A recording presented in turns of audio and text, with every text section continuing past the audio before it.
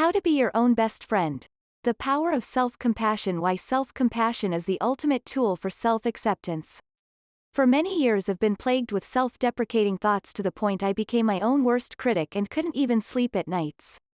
I was never good enough, pretty enough, and always came up short. No matter how hard I tried, I could never seem to meet my own expectations, which were often unrealistic.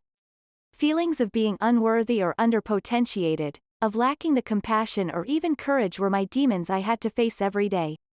This led to a lot of self-judgment and little self-compassion. But, what is self-compassion?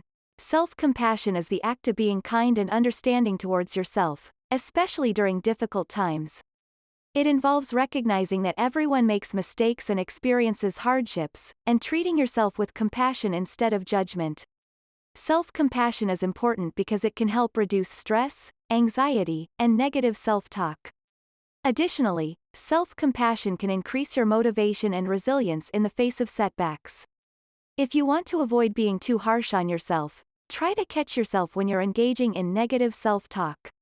Once you've identified the negative thoughts, try to reframe them in a more positive or understanding light.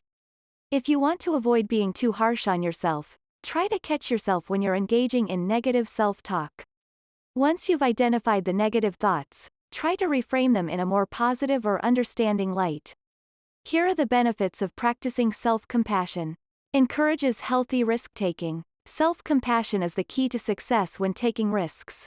By being understanding and forgiving of yourself, you will be able to overcome your fears and take more chances in life.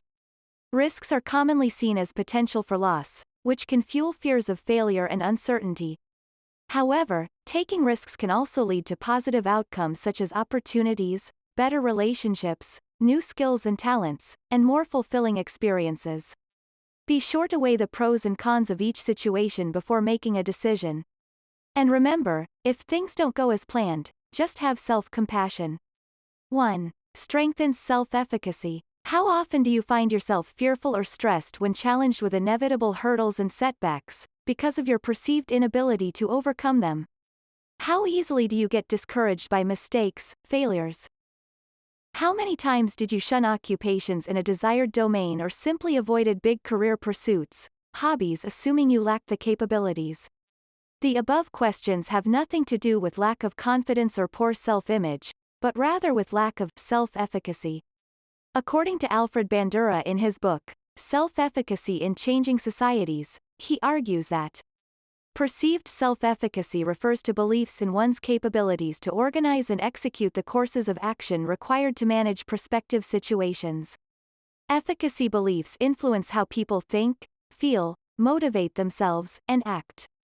He continues, people who believe that potential threats are unmanageable view many aspects of their environment as fraught with danger. They dwell on their coping deficiencies. They magnify the severity of possible threats and worry about things that rarely happen. 2. Boosts creativity. The negative self-talk can prevent us from trying new things, stifling our creativity in the process. Self-compassion, on the other hand, allows us to be kinder to ourselves, giving us the space to experiment and make mistakes.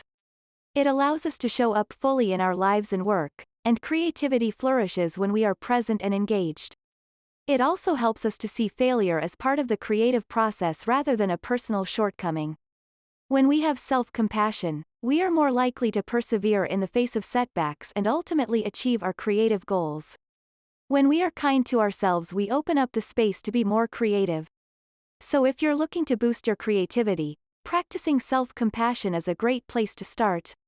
By being understanding and supportive of ourselves, we create the conditions for creativity to flow.